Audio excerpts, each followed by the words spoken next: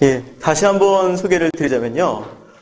저는 물론 한국은행에 근무하고 있고, 그리고 거시건전성 분석국이라는 데서 이제 또 근무를 하고 있고요. 그 중에서도 조기경보팀이라는 데서 근무를 하고 있습니다. 여러분 처음에 좀 이름을 들어보면 조기경보팀이라고 하면 어떤 일을 할 것 같아요? 여러분 그냥 생각하시기에. 저희들이 이게 바뀐 게 작년 봄에 바뀌었었는데요. 그 전에는 팀 이름이 안정분석팀이었습니다. 안정분석팀 하면 좀 뭔가 좀 있는 것 같죠, 그죠? 그죠? 뭔가 좀 느낌이 좀 있죠? 근데 조기경보팀으로 딱 바뀌니까 약간 처음에는 좀 이상하더라고요. 근데 이게 사실은 총재님께서 팀 이름을 안정분석팀에서 조기경보팀이라고 바꿔서 하라고 이제 사실 하신 거고요. 이 조기경보팀이라는 거는 결국은 우리나라 금융, 특히 금융 시스템에 어떤 위험이 닥치는 것을 미리 여러분들이나 아니면 시장 참가자들이나 아니면 정책 당국에 알려주기를 원하는 취지에서 그래서 이름을 바꿨고요. 그 다음에 이게 영어 이름이 Early Warning 팀입니다. 영어 이름으로 하면은 좀 더 낫습니다, 이게. 그리고 저희 팀 이외에도 거시건전성 분석국에는 굉장히 다양한 팀들이 있고요. 중간에 소개할 수 없을지 모르겠지만은, 일단 제가 오늘 강의할 주제는 금융안정이고요. 이 금융안정이, 어려우면 또 한없이 어렵고, 그리고 좀 쉽게 설명을 하자 그러면 또 아주 이제 쉽게 설명을 할 수도 있을 거고요. 근데 최근에 이르러서 여러분이 아실지 모르겠지만은 금융 안정에 대한 그 어떤 이해랄까? 아니면 관심이랄까? 이런 게 굉장히 높아졌습니다. 본격적으로 시작하기 전에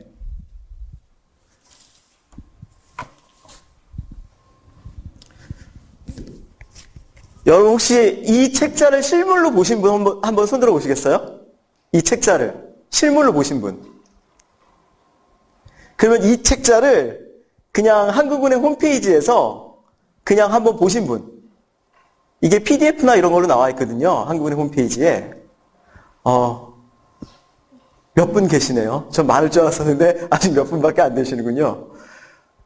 저희 팀에서 하는 가장 중요한 일이 이 금융안정보고서를 1년에 2번 내는 겁니다.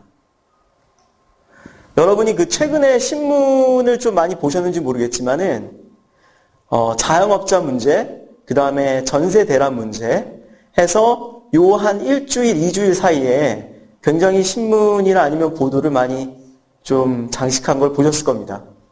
그 장식한 것들이 전부 다 사실은 이 금융안정보고서에 나오는 내용들이거든요.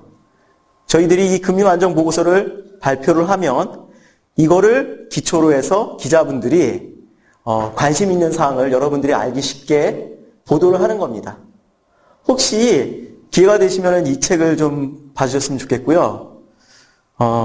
그래서 오늘 강의 순서는 이제 첫 번째가 이제 금융 안정에 대한 일반적인 내용을 여러분들한테 설명을 드릴 거고요.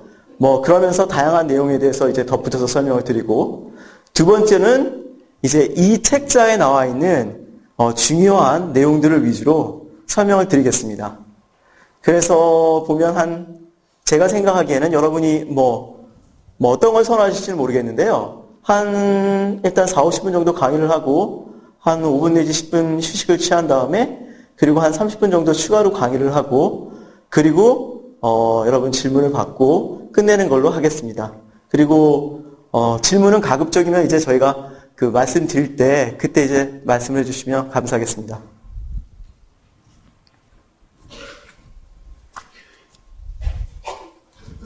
자, 이제 좀 딱딱하겠지만은, 이제 시작하겠습니다.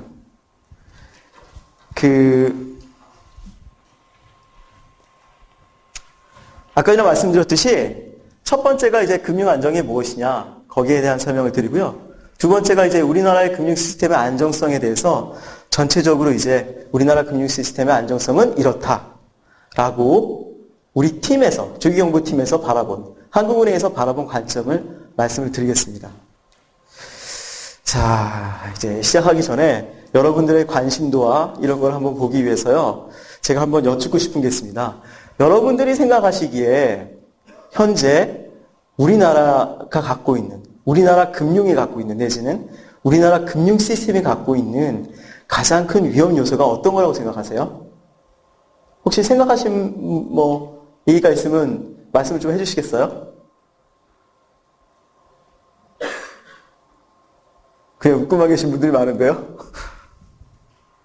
아무거나 하나 얘기해 주시죠. 최근에 이슈가 되고 있던 거나, 아니면 우리나라, 이 부분은 우리나라가 참 경제에서 문제인 것 같아. 라고 생각되는 것들. 예? 가계부채. 좋습니다. 또 있습니까? 어느 분이시죠? 손 들고. 좋습니다. 거의 우리나라에서 지금, 문제가 되고 있는 중요한 이슈들을 2개를 뽑아주셨네요. 또 다른 분.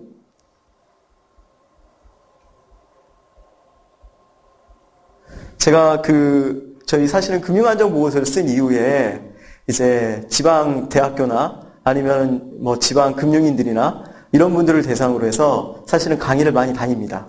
근데 강의를 다니고 사실 그분들 강의를 하면 한 70명에서 한 100명 정도? 금융인들 같은 경우에는 한 2, 30분인데 제가 이렇게 물어보면 굉장히 진짜 열이 있게 손 드셔갖고 대답을 많이 해주십니다. 특히 지금 2분께서 말씀하셨지만 가계부채 문제하고 퀴 테이퍼링 문제는 굉장히 중요한 문제고요. 그래서 그런 내용이 나오면은 이제 깊이 얘기를 좀 해보고 어떤 게 위험인지 더 한번 밝혀보기도 하고 그렇습니다. 제가 이거를 여러분들한테 처음에 물었던 이유는요. 사실은 우리 팀에서 아니면 한국은행에서 하는 금융 안정을 지키는 가장 중요한 요소 중에 하나가 현재 어떤 위험이 발생하고 있으며 앞으로 어떤 위험이 발생할 수 있을지 그거를 예측하는 일입니다. 그걸 일단 예측을 해야지 그 부분에 대해서 우리가 하고 싶은 얘기도 하고 그게 향후에 일어날 수 있는 거를 미연에 막을 수도 있거든요. 사실은 이 금융안정이라고 얘기를 했지만 금융안정이라는 게 그렇습니다. 그런 일이 일어나는 걸 미연에 막는 거죠. 사실은. 그리고 또 한 가지 더 중요한 일은 그런 일이 일어났음에도 불구하고 평상시대로 빨리 회복을 시키는 겁니다. 여러분들이 나중에 이제 금융안정이나 아니면 여기 금융안정 보고서 외국에서 나온 거를 가만히 살펴보고 있으면은 최근에 resilience라고 해서 영어 표현이라서 좀 그렇긴 하지만 이게 회복력, 어떻게 보면 반탄력이라고 합니다. 그러니까 한번 금융 위기로 빠진 이후에 다시 그 금융 위기에서 원상태로 회복하는 힘을 얘기하는 거거든요. 사실은 어떤 경제에서 금융 위기가 없으면 제일 좋겠죠. 금융 위기가 없는 세상이 근데 있으면 좋겠지만 사실은 그게 예전부터 비교해 보면 많지는 않습니다. 언제든지 금융 위기가 있었거든요. 근데 그 금융 위기에서 얼마나 빨리 회복을 하느냐, 아니면 어떤 방식으로 빨리 회복을 하느냐, 이게 굉장히 중요한 이슈예요. 그리고 그런 이슈들이 나오게 된 직접적인 배경은 사실은 여러분들이 너무 잘 아시는 2008년도 글로벌 금융위기 있지 않습니까? 그 금융위기를 전후해서 그런 논의들이 굉장히 많이 됐어요. 물론 그 이전에도 금융위기에 관련된 논의들이 많았고 그리고 계속 논의가 되어 있지만 그 글로벌 금융위기를 전후로 해서 약간 논의의 방법이랄까 아니면 바라보는 관점들이 좀 많이 바뀌게 됐어요. 그거는 제가 조금 이따 설명을 드릴 거고요. 여러분 잘 아시지만 옛날에 보면은 네덜란드 유럽 쪽에서 튤립 파동이라는 게 있었죠. 한 1600년대 일인데 어떤 분은 그걸 첫 번째 금융위기로 꼽는 분도 있고 어떤 사람은 아니다라고 얘기하는 사람도 있지만 일단 관련돼서 얘기하자면 튤립 값이 엄청나게 뛰었어요. 여러 가지 이유에서 뛰었지만 그때 당시에 수요가 많았기 때문에 튤립 값이 뛰었고 그게 찾아보면은 보통 사람들이 받는 임금의 그 구분 하나가 한 10배 정도 가치를 가졌다고 해요. 근데 갑자기 어느 순간인가 그게 무너져 버렸거든요, 가격이. 결국은 형편없는 가격이 돼버렸죠. 근데 지금이랑 틀린 점을 딱 비교를 해보자면 관련된 이제 서적이나 논문을 찾아보면 이런 얘기가 나와요. 튤립 파동이 있었다. 그런데 그 결과는 무엇이냐? 결과가 무엇일까요? 소수는 부를 누리고 소수는 파산했다. 끝이에요. 그게 예를 들어서 뭐라 그럴까? 그 국가의 금융 시스템을 좌우해서 금융 시스템을 그 당시에 금융 시스템이 있었는지 없었는지는 논의의 대상이겠지만 결국은 별로 영향이 없었다는 거죠. 소수의 부자와 소수의 가난한 자만 나타났습니다.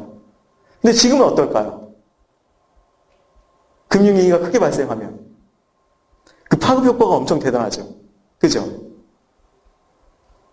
그 파급 효과가 대단하게 된 이유도 사실 이제 나중에 계속 나오겠지만은 최근 들어서 금융의 연계성이라고 하면 예를 들어서 어느 쪽 금융기관에서 대출을 해줬는데 그 대출이 또 어느 쪽 금융기관에서는 그 대출을 이용해서 또 레버리지를 일으켜서 다시 또 금융상품에 투자를 하고 이런 식으로 금융기관 간 연계성이 굉장히 높아졌다는 거예요.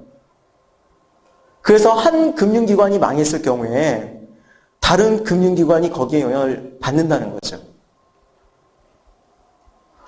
쉽게 얘기하자면 여러분들 이제 경제학 교과서에 뱅크런이라는 말이 나오지만 요거는 약간 뱅크런이랑 틀리게 증권회사가 은행이랑 연결되어 있을 때 한 증권회사가 망하면 그 증권회사와 연관관계가 깊은 은행이 망할 수도 있다거나 아니면은 여러분들이 혹시 약간 좀 뒤돌아보면 2003년도 저희들 2004년도 때 그때 신용카드 위기가 있었죠.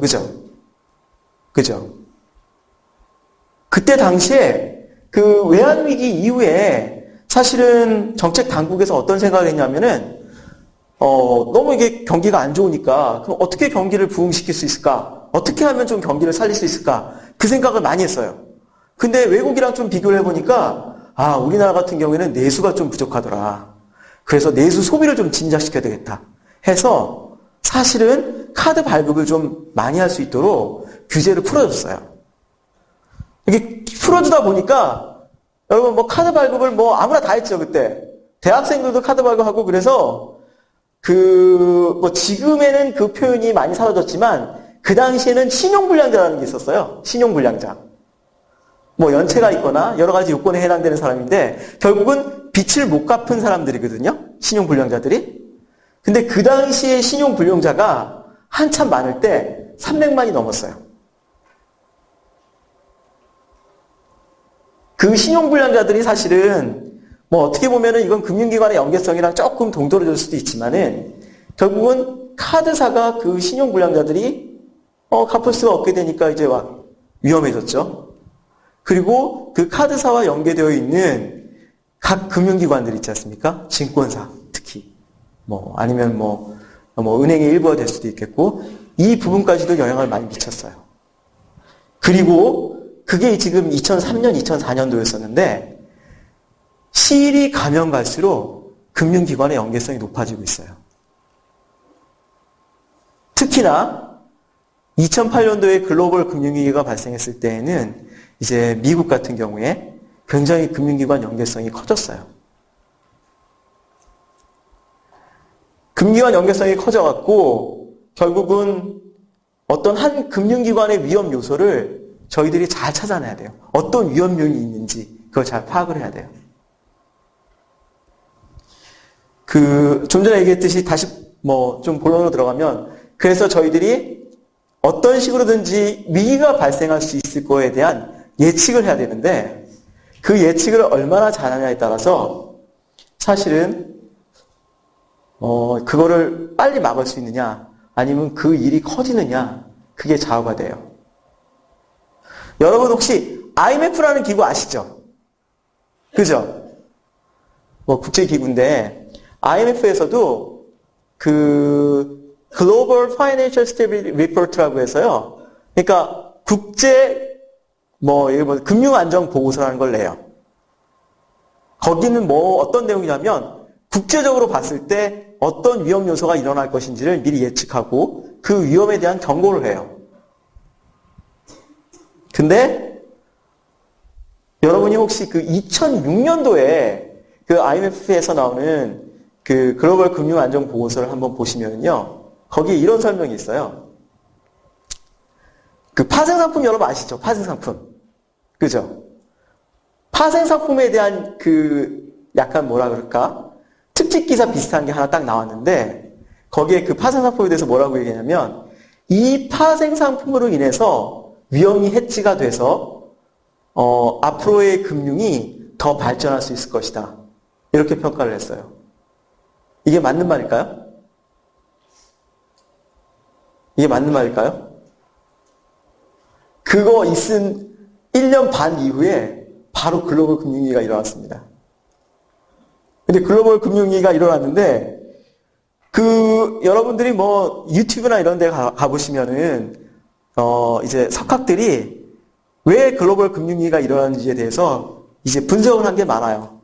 여러분이 뭐 얘기도 많이 들었을 거예요. 뭐 한 7, 8가지 해갖고 뭐 글로벌 금융위기가 일어나게 된 배경으로는 뭐 모기지 시장의 뭐 불안정성도 있고 뭐 신용 평가 기관의 그것도 있고 뭐 정책 당국의 미비도 있고 하여튼 뭐 굉장히 여러 가지가 많은데 그 중에 또 하나가 파생상품이 나오죠. 그죠? 금융기관들의 과도한 레버리지. 또한 파생상품을 계속 이용을 했어요. 해치를 하려고. 근데 사실은 그 파생상품을 누가 갖고 있는지, 얼마나 발행됐는지를 다 모르는 거예요. 그래서 그게 문제가 됐어요. 근데 그 IMF 진짜 국제적으로 진짜 석학들이 모여있다는 그 IMF에서 그런 보고서가 나왔어요. 사실 그렇게 되면은 그거는 위험을 잘못 고지하거나 위험에 대한 예측을 못한 거죠. 그죠? 그 당시에 미리 위험을 고지한 사람도 있었지만 그 위험을 전혀 못 알아챈 사람도 많았어요. 그러니까 저희들이 금융안정보고서를 내고 그리고 또 여러분들한테 이런 설명을 드리는 것도 사실은 금융안정, 특히 금융안정을 위해서 리스크 요인을 찾아내는 거예요.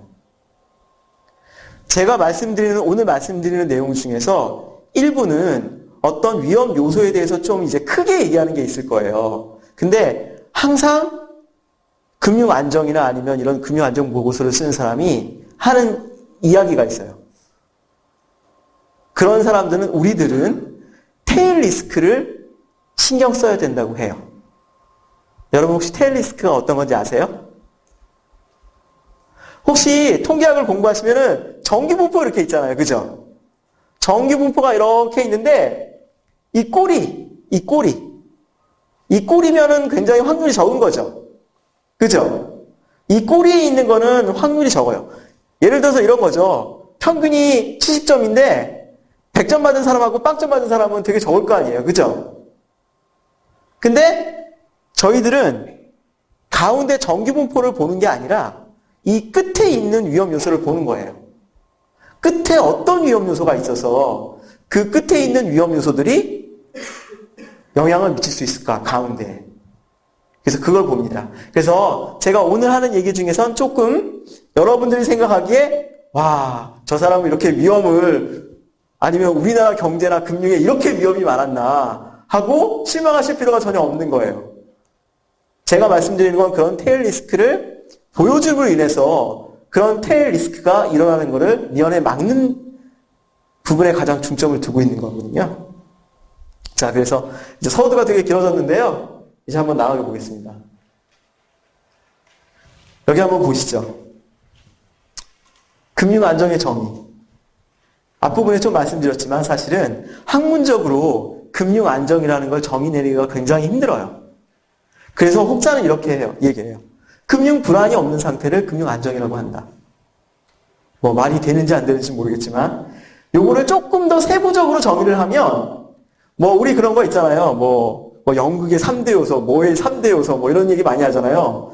이런 걸 뽑는 걸 좋아하시는 분들이 있나 봐요. 여기 보시면은 금융기관이 안정되고 금융시장이 안정되고 금융인프라가 안정된 상황을 금융안정이라고 한다.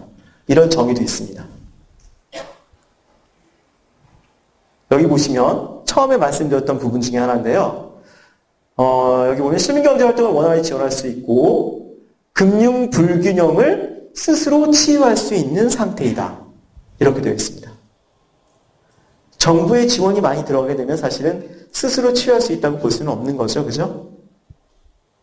지금 글로벌 금융위기 이후에 정부나 중앙은행의 그 자금이 들어간 게 천문학적이거든요. 자, 그러면은 금융 시스템 불안의 원인이 뭘까요? 그 개별 금융기관의 어떤 위험이라든지 아니면 개별 어떤 경제 시스템의 위험 말고 기본적으로 이런 것들이 있어요. 정책의 실패, 정보 마찰, 시스템적 리스크. 이 부분을 좀 더 자세히 설명을 드리겠습니다. 자, 좀 전에 말씀드린 대로 이 글로벌 금융 위기가 사실은 금융 안정과 시스테믹 리스크에 미치는 영향이 굉장히 컸어요. 여러분, 이 시스테믹 리스크가 뭔지 궁금하시죠? 그죠? 이게 어떤 내용이냐면요. 여기 보시죠.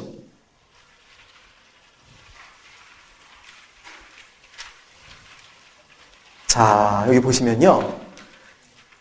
제가 있는 국 이름이 거시 건전성 분석국 조기연구팀이라고 말씀드렸잖아요. 거시 건전성 분석이 사실은 거시 건전성 정책을 하기 위한 국이에요.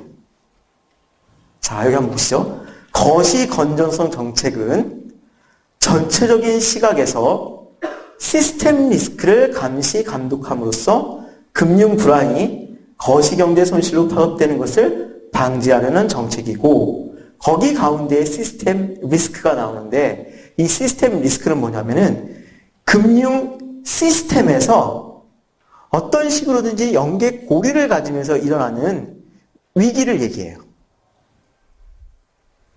좀 추상적이죠? 조금 더 설명을 드리면은 아마 이해하기 편하실 텐데요. 다시 돌아가면은요. 자, 여기 보시죠. 첫 번째 이게 중요한 게 사실은 그 개별적인 리스크를 얘기하기 전에 이 부분 이해하고 좀 여러분들이 아시면 오늘 수업 한 3분의 1은 다 끝내고 가신 거예요. 여기 보시면은요.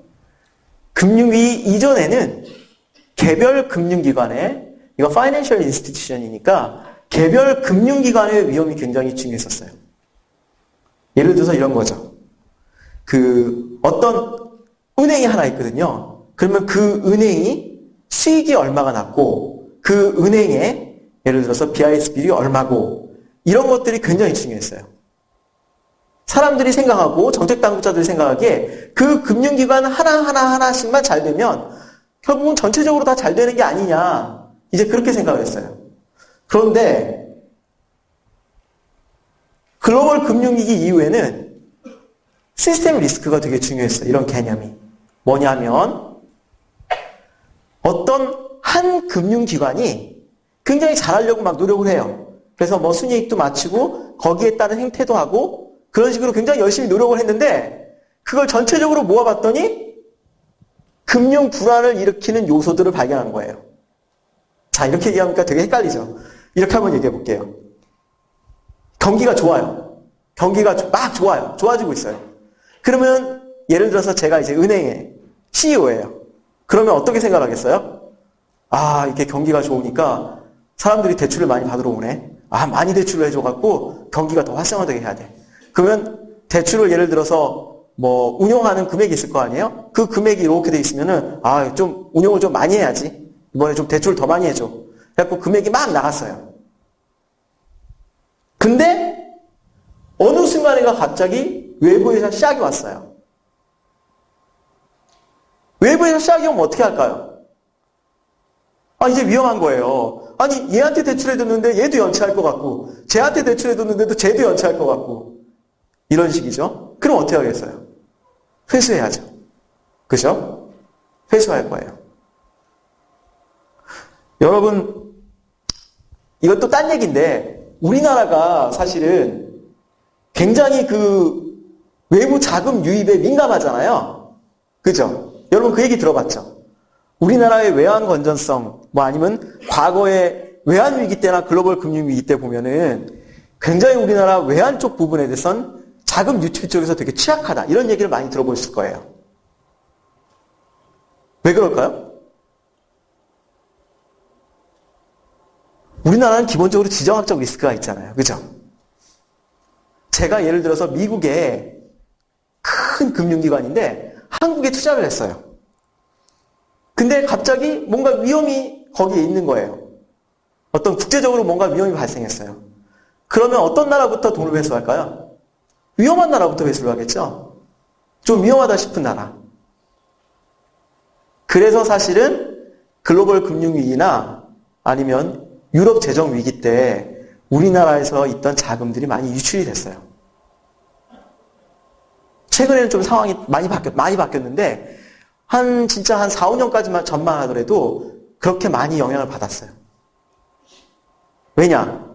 아니 은행이나 아니면 금융기관이나 아니면 어떤 국가 입장에서는 위험한 데부터 돈을 회수를 하잖아요. 그죠? 그리고 또 회수의 폭도 많아지고. 자, 그렇게 했어요. 그래서 은행이 회수를 막 했어요.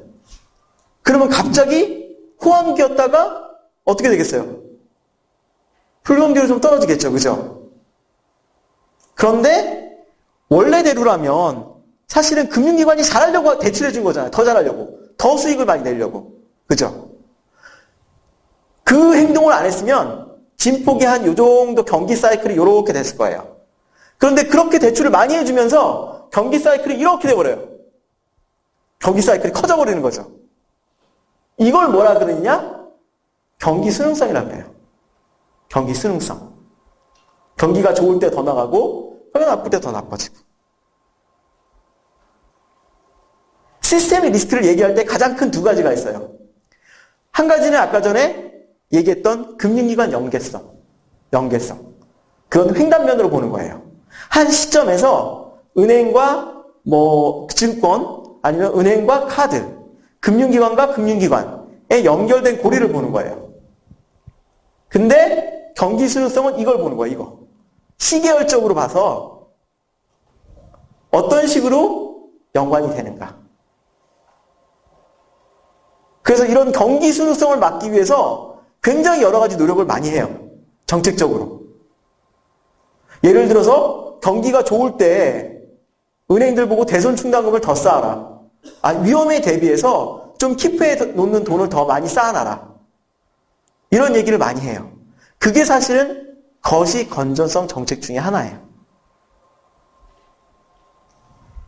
여기 보시면 다시 한번 말씀드리면 그 당시에는 시스템적 리스크에 대응체계가 부재했는데 이 글로벌 금융위기 이후에 이런 시스템 리스크도 발생할 수 있구나. 뭔가 이 부분에 대한 대처를 해야 되겠다 해서 시스템의 리스크가 강조가 되고 그리고 이 시스템의 리스크를 방지할 수 있는 여러 가지 정책들이 도입이 됐어요. 자, 이런 부분에 대해서 미리 전제를 깔고요. 자, 이거 한번 보실까요?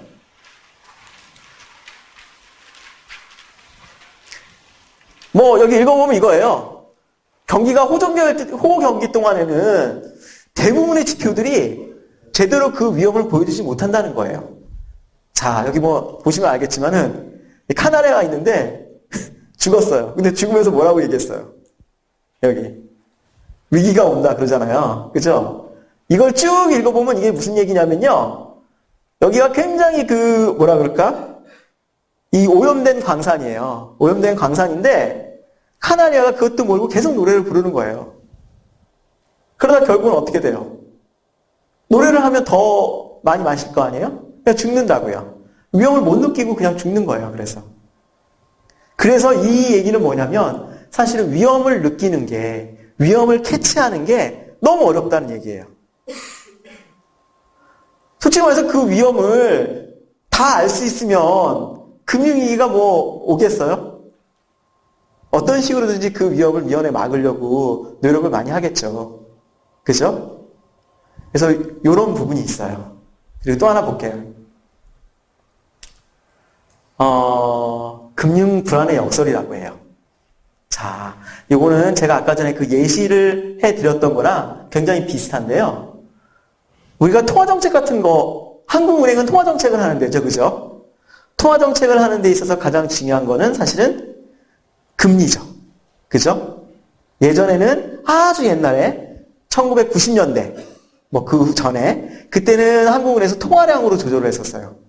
물가 안정을 달성하기 위해서 통화량으로 조절을 했었는데, 그 98년, 그때 외환위기 이후로 돌아서면서 금리를 가지고 물가 안정을, 그러니까 인플레이션을 잡기 위해서 조정을 해줘요. 금리로. 얼마 전에 우리 금리 결정한 기사들이 나왔었죠? 얼마 전이 아니라 어저께였네요. 그죠? 그러면 거기에 따라서 이제 금리가 다 조정이 되거든요. 파급 효과로. 여기 보시죠. 그래서 이런 성공적인 통화 정책은 사실은 물가를 잡기 위한 거예요. 그래서 물가를 잡았어요. 그런데 최근처럼 금리가 굉장히 낮아졌어요. 금리가. 자, 그러면 금리가 낮아지게 되면 금융기관들은 어떤 행태를 보일까요? 금융기관들은. 아니, 개인 입장에서 생각해봐요. 자, 제가 돈이 있어요. 돈이 1억이 있어요. 돈이 1억이 있는데 은행에 예금을 하려고 딱 가봤어요. 근데 예금 금리가 1%밖에 안 돼요. 그럼 거기다 돈을 예금하고 싶겠어요? 여러분? 그죠? 별로 하고 싶은 사람 없죠? 그럼 어떻게 해야 될까요? 그러니까 돈을 많이 주는 데 가야 돼요. 돈을 많이 주는 데를 찾아야 돼요. 어디에 돈을 많이 줄까?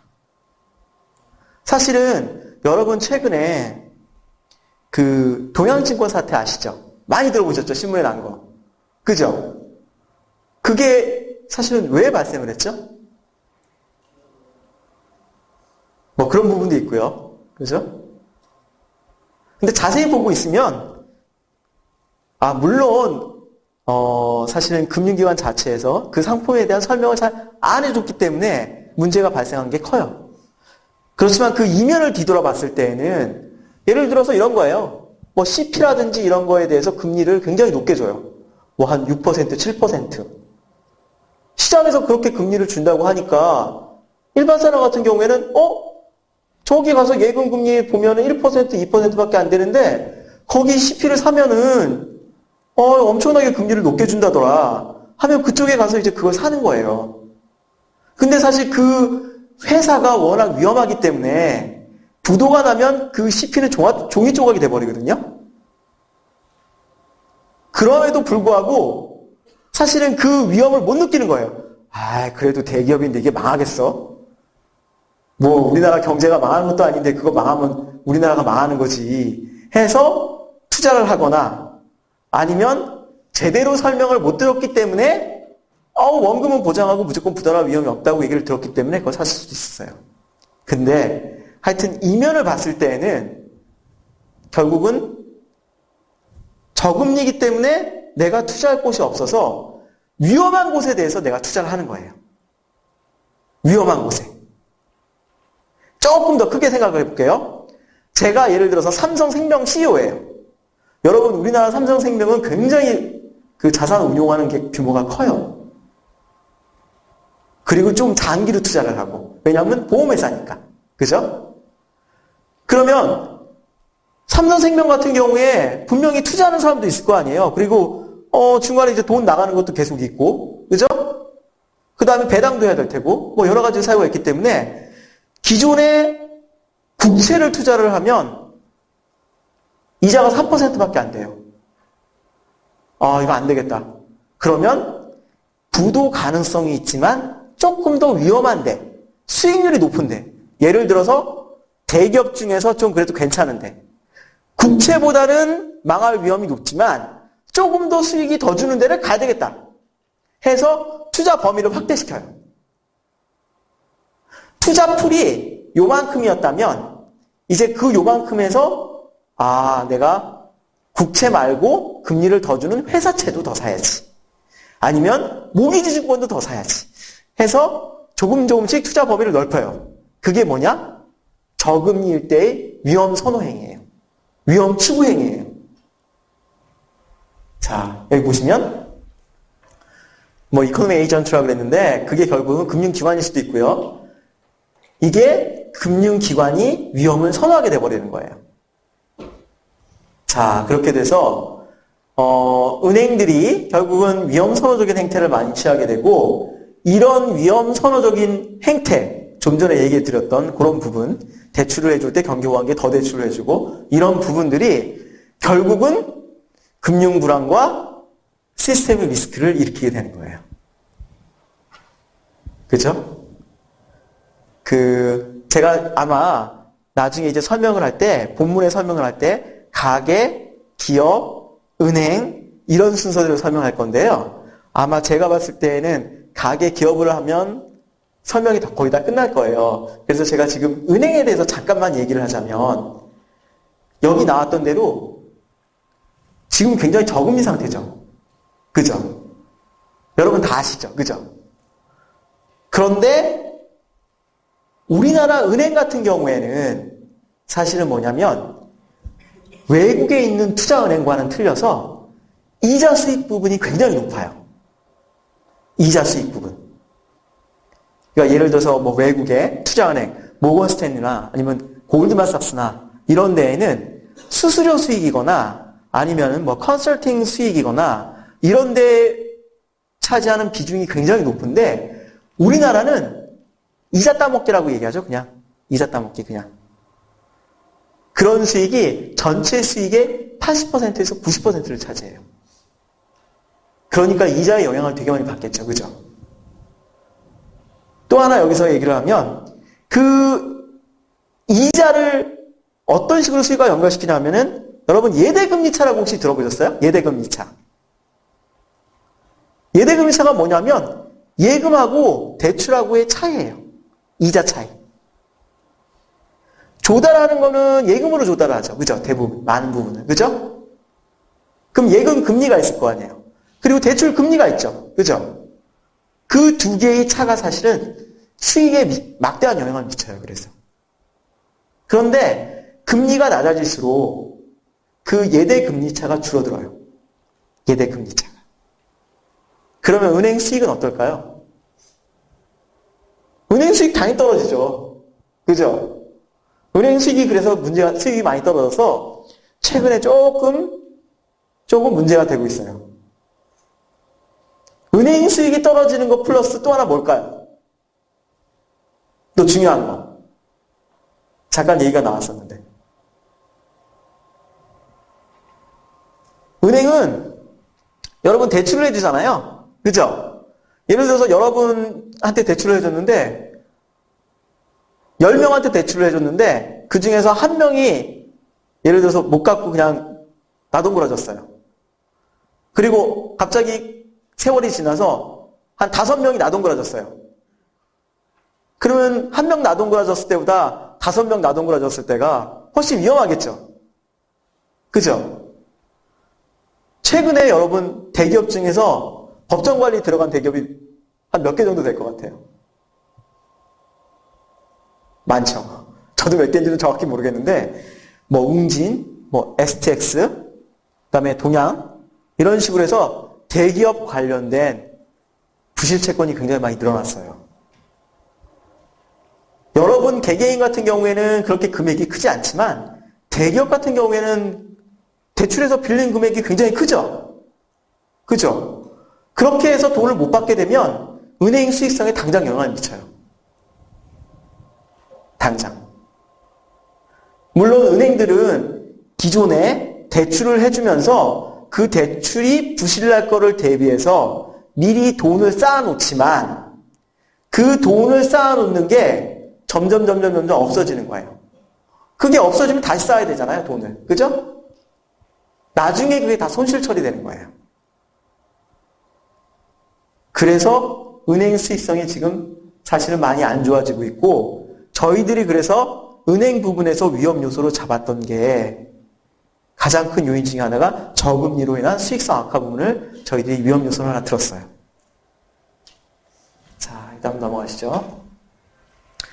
이 부분은 다 아까 전에 말씀드렸던 내용이고요.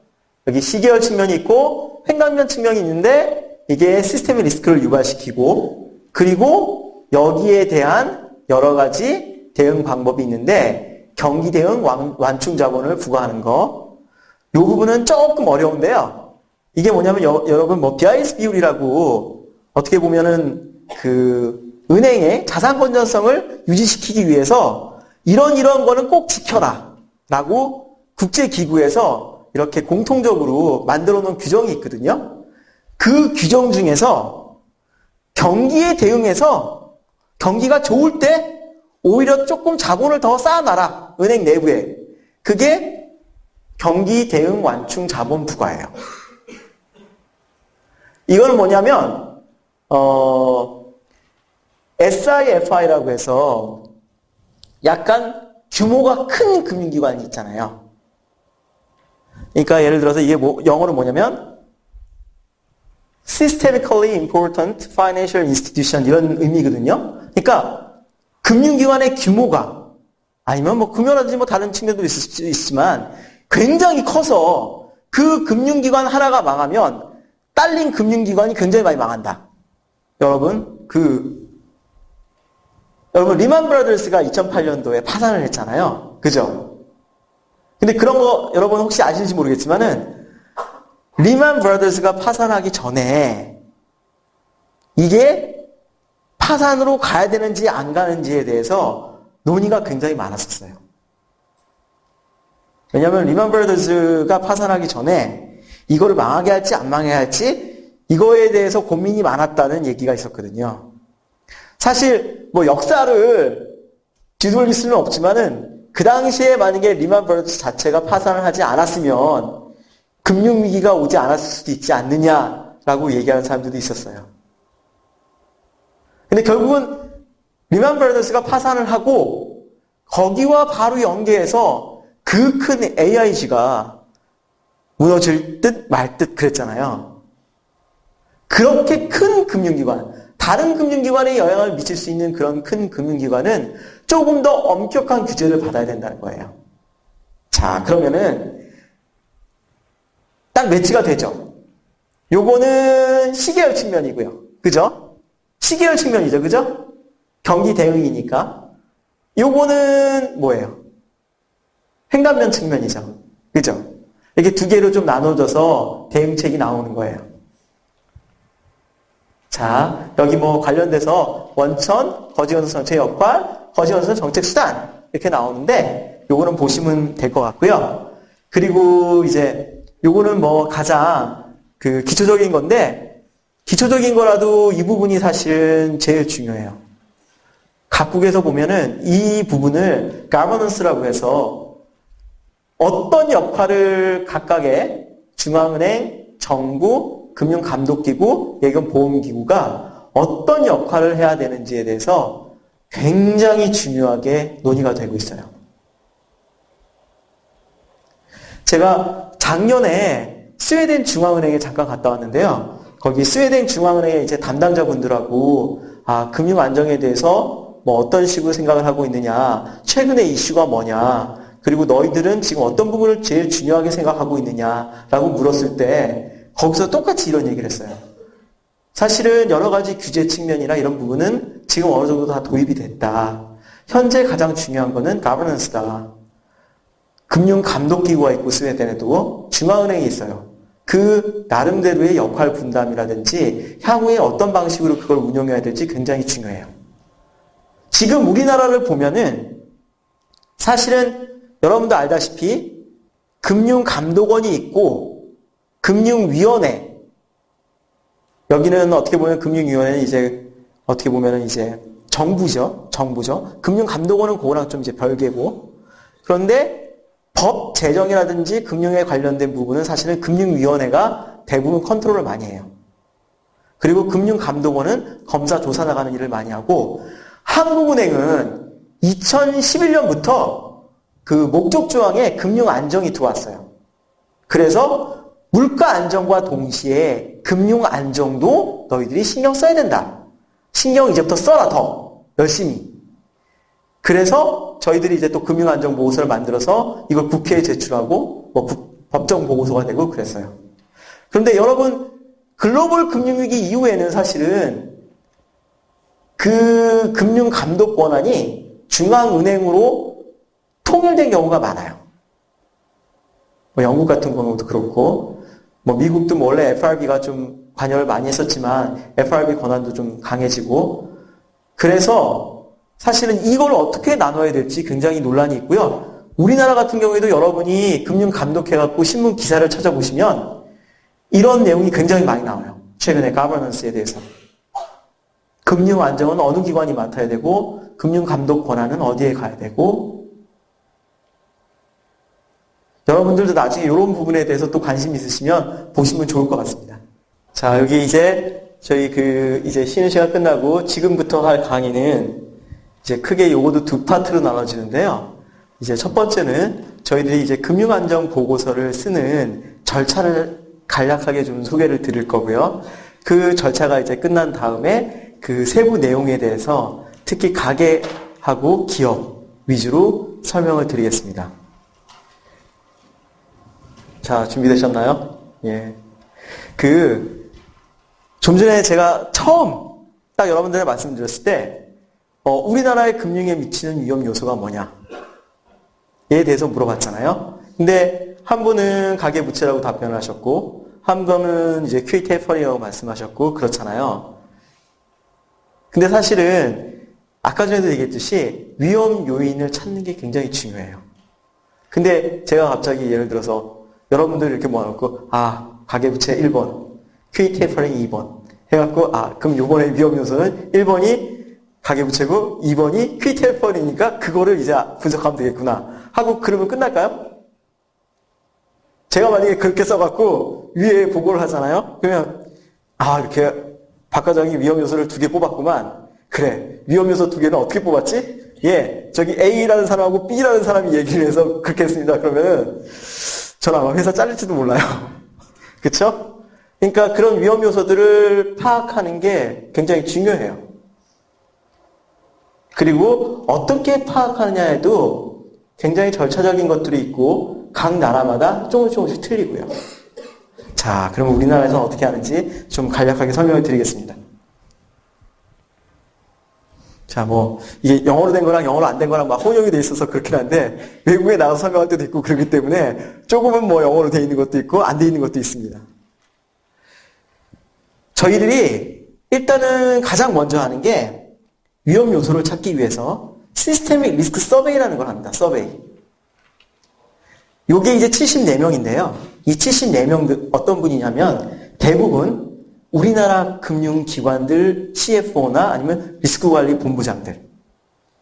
대부분이 이제 업권별로 자산 순위를 쪼개서 예를 들어서 은행 같으면은 은행 우리 시중은행이 몇 개 큰 게 있으니까 그 시중은행의 리스크관리 담당 본부장 내지는 증권사 아니면 외환선물 파생의 CFO나 아니면은 실제 담당하는 사람들. 그리고 최근에는 이 숫자를 추가를 해서 16명을 추가를 했습니다. 각 우리나라에 투자를 하는 외국계 투자은행들 있지 않습니까? 그런 분들을 포함해서 지금은 90명을 대상으로 설문조사를 합니다. 일단은. 그 설문조사 내용은 그렇게 어렵지 않고요. 간단합니다. 한국 국민이 당면하고 있는 위험 요소들이 어떤 것이 있는가? 가장 큰 리스크 요인 1번부터 5가지, 해결할 수 있는 리스크 요인, 해결할 수 없는 리스크 요인, 그리고 그 관련된 기타 몇 가지 문제들. 그거를 일단 서베이 조사를 합니다. 일단 이렇게 서베이 조사를 시작하면 그 서베이 조사 결과를 가지고 저희들이 쭉 목록을 만들어서 분류를 합니다. 그런 분류를 기초로 해서 시장에서 굉장히 영향력 있거나 아니면 시장에서 굉장히 전문가라고 하시는 분들을 해당 파트에서 저희들이 초청을 합니다. 그러면 그분들한테 프레젠테이션을 부탁을 드리고 지금 제가 하고 있는 것처럼 1시간 반 내지 한 2시간 정도 프레젠테이션을 하시면 저희 한국은행 직원들, 담당 직원들이 쭉 앉아서 회의를 합니다. 그리고 거기에 관련돼서 저희들이 여쭤도 보고 피드백을 받아요. 그런 단계를 거칩니다. 이런 단계를 거치고 내부에서 한국은행 내부에서 회의를 하고 또 서베이 조사를 통해서 리스크 요인을 팩터를 찾아냅니다. 그리고 난 다음에 거기와 관계된 내용을 쓰고 그리고 그 이후에 다시 저희들한테 의견을 주셨던 분들한테 피드백을 받습니다.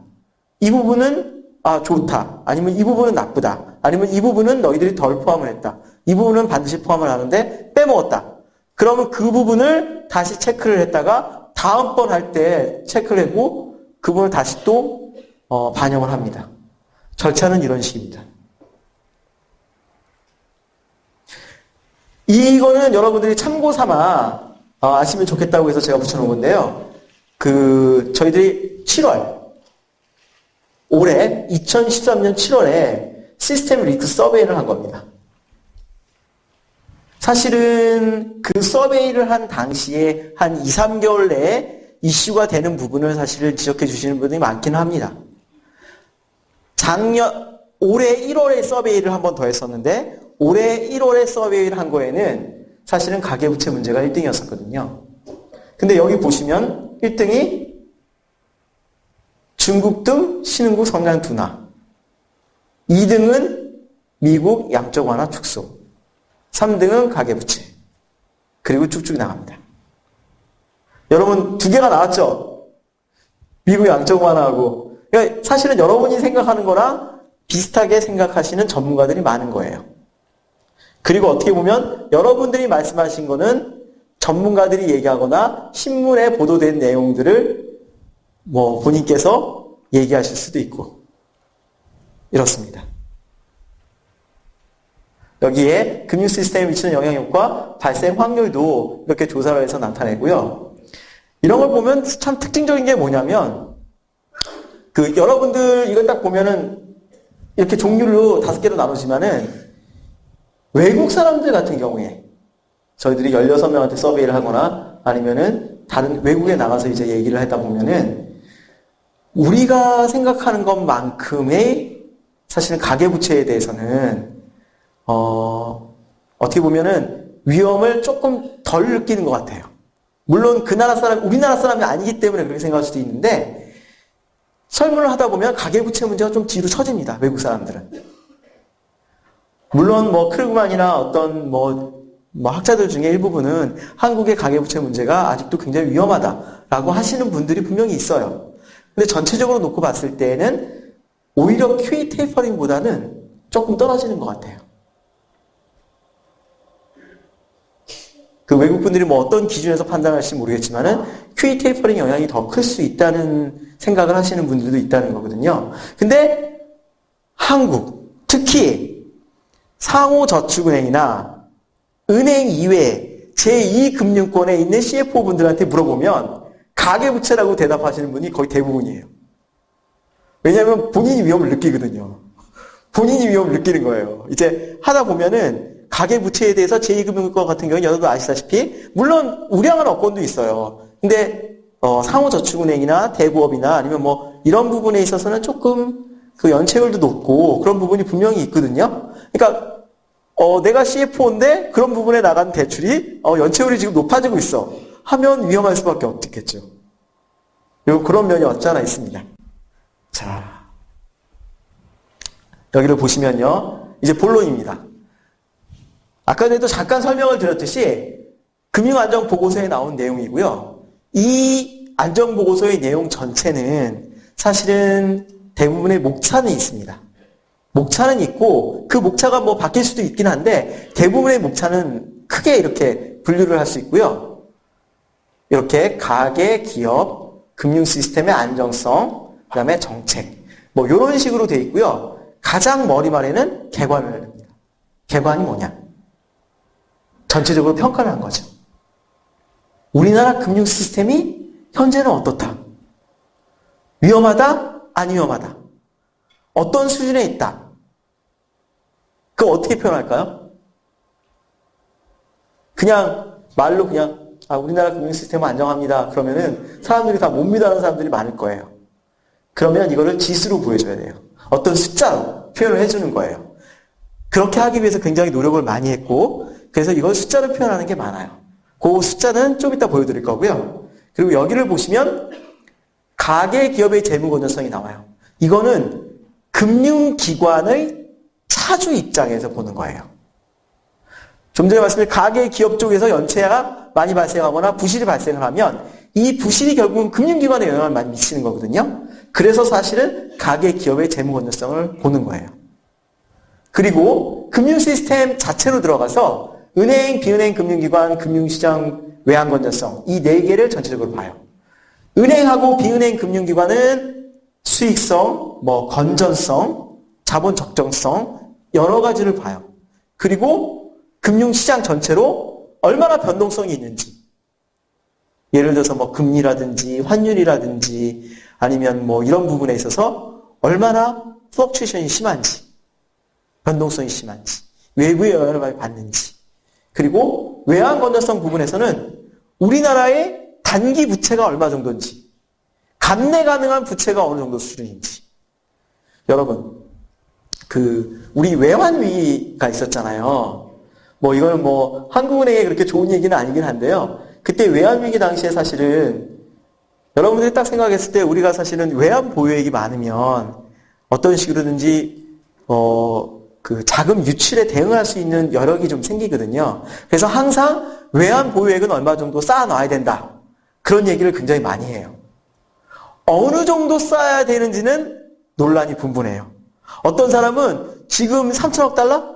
아니야. 3천억 달러 갖고 안 돼. 더 쌓아야 돼. 하는 사람도 있고 어떤 사람은 야 3천억 달러? 너무 많아. 야 이건 좀 이렇게 해갖고 좀 높은 수익 주는 데다가 좀 투자를 해. 이렇게 얘기하는 사람이 있어요. 그 외환 보유액을 쌓아야 되는 기준도 굉장히 많이 틀려요. 예를 들어서 총부채의 1.5배 수준을 쌓아야 된다. 어떤 사람은 단기 부채 어느 정도만 쌓으면 된다. 이렇게 굉장히 주장이 많은데 그거는 나중에 여러분들이 혹시 찾아보시면 좋을 것 같고요. 지금 여기에서 말씀드리는 건 뭐냐면 그런 식으로 해서 외환 보유액이 얼마 정도 있는지 내지는 단기 우리나라의 외채가 얼마 정도인지 그게 GDP 대비 얼마인지 외환 보유액 대비 얼마인지 그런 거를 평가하는 거예요. 그래서 우리나라의 외환 건전성은 어떻다고 보는 거예요. 그거 가지고 그리고 금융안정 이슈 분석이라고 해서 이게 사실은 올해 초부터 들어왔는데 그 중에서도 최근에 조금 한번 깊이 봤으면 좋겠다 하는 부분을 이슈를 뽑아서 보는 거예요.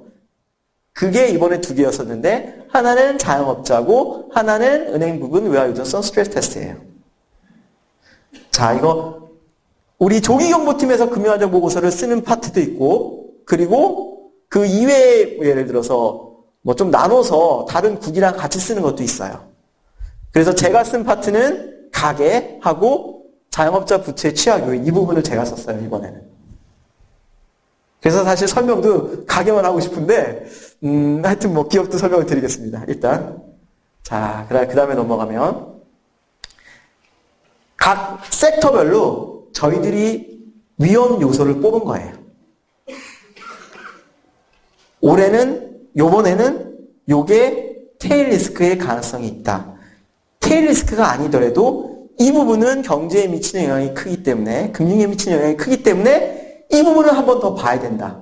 이런 부분이에요. 쭉 보시면 중소득 중신용 가계 채무담 증개율. 사실은 이걸 썼는데 신문 기자분들이 중산층 붕괴라고 쓰신 분들이 하도 많아갖고 얼마 전에 신문에 많이 나왔는데 그래갖고 사실 좀 당황한 적이 있어요. 왜냐하면 한국은행에서 분석할 때에는 굉장히 스페시픽하고 좀 이렇게 좀 자료를 이용해서 한정을 좀 해야 되거든요. 그렇게 사실 중산층이란 개념이 너무 포괄적이기 때문에 저는 일부러 중산층이란 표현을 안 썼어요. 물론 이 부분이 중산층이랑 많이 겹치냐라고 얘기를 하면 많이 겹칠 수도 있다라고 답을 할 수밖에 없겠지만 분명한 거는 중산층이란 개념은 학문적인 개념 어떤 식으로 보면은 좀 모호하기 때문에 그런 표현을 쓰면 굉장히 좀 어떤 분석을 하기가 어렵기 때문에 이런 식으로 중신용 중소득이라고 적어줬습니다.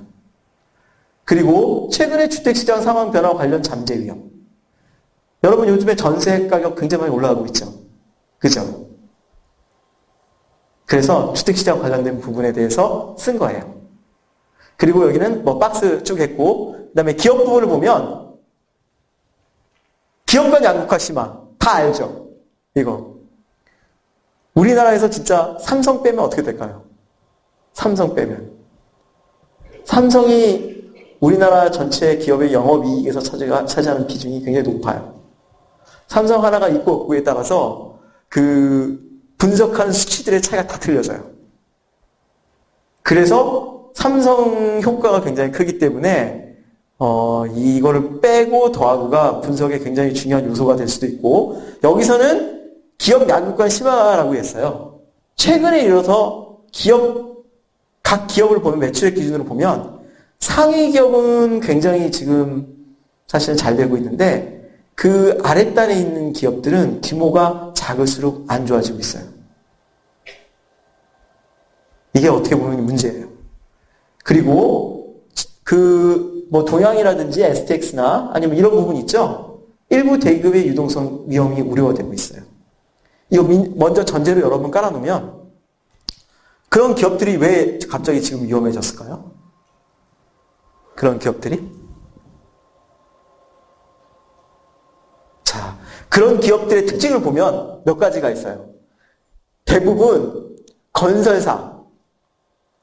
여러분 아시죠? 그죠? 조선사. 이걸 계열기업으로 갖고 있는 기업이에요. 대부분이. 보시면. 웅진도 그렇고 STX도 그렇고 그런 기업들이 대부분이에요. 근데 왜 그럴까요? 자, 이걸 전문가분들이 이제 얘기해 주시는 것도 있고, 이걸 좀 인용해서 제가 말씀드리는 건데, 우리 보면 슈퍼사이클이라는 게 있어요. 이제 여러분 경기 보면 사이클이 있잖아요. 여러분 혹시 그 반도체 공부하신 분이 있으면 반도체도 사이클이 있어요. 가격의 사이클. 반도체가 좋을 때 나쁠 때, 좋을 때 나쁠 때. 주택 같은 경우에도 주택 사이클이 있죠. 그죠? 근데 글로벌 금융 위기가 발생을 했어요. 근데 사실 글로벌 금융 위기가 발생이 되고 난 이후에 구조조정이 돼야 되는데 우리나라 같은 경우에 사실 글로벌 금융 위기의 여파를 많이 안 받았거든요. 그리고 2009년도에 2008년도 지난 다음에 글로벌 금융위기 2009년도에 갑자기 반짝 호황이 생겼어요. 반짝 호황. 조선사, 건설사.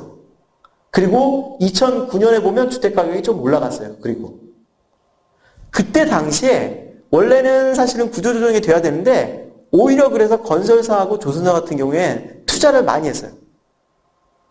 그러니까 사이클이 이렇게 됐다가 이렇게 되는 단계인데 이렇게 되다가 갑자기 이렇게 돼버린 거예요. 한번 이렇게 건너뛰어버렸죠.